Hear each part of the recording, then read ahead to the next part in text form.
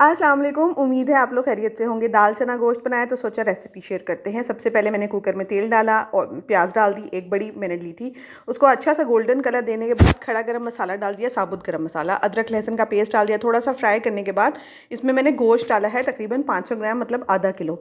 उसको भी थोड़ा सा फ्राई कर लेंगे। जब फ्राई हो जाएगा तो उसमें डाल देंगे जी नमक, धनिया और हल्दी और लाल मिर्च। बेसिक से मसाले हैं और ये बहुत ही मज़ेदार बनता है, बहुत ही आसान है। ब्लेंडेड टमाटर 3 डाले हैं, आप चॉप करके भी डाल सकते हैं, आपकी मर्ज़ी है।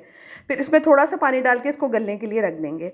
जब ये गल जाएगा, तकरीबन 15 से 20 मिनट में कुकर में गल जाता है। मटन तो बहुत जल्दी गलता है और बहुत ज़्यादा भी नहीं गलाएं क्योंकि फिर वो बिल्कुल ही हलवा बन जाता है। खैर, जब कुकर खोला तो अच्छा सा गल चुका था।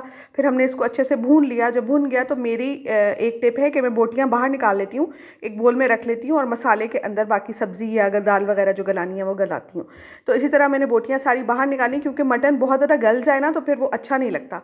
अच्छा, ये मैंने उसी मसाले के अंदर दाल डाल दी। दाल के अंदर मैंने 1 कप पानी डाला है और 1 कप दाल थी, उसमें 1 कप ही पानी डाल के उसको मैंने बहुत अच्छे से गला लिया और दाल के हिसाब का नमक डाल दिया। मैंने 1 चाय का चम्मच डाला था, ठीक है, क्योंकि मसाले में भी नमक है।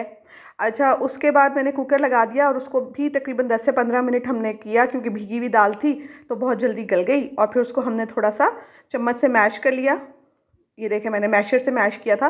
उसके बाद उसमें मैंने बोटियाँ ट्रांसफ़र करके और थोड़ा सा पानी डाल देंगे हम, ताकि ये कि हल्की सी ग्रेवी बन जाए। आप चावल के साथ खाएं, दाल के साथ, चावल के साथ खाएं, नान के साथ, रोटी के साथ, दाल के साथ मत खाइएगा। अच्छा, उसके बाद इसमें मैंने पिसा हुआ गरम मसाला डाला, हरा धनिया, हरी मिर्चें डाली। तैयार है, ज़रूर ट्राई कीजिएगा। दुआओं में याद रखिएगा। अल्लाह हाफ़िज़।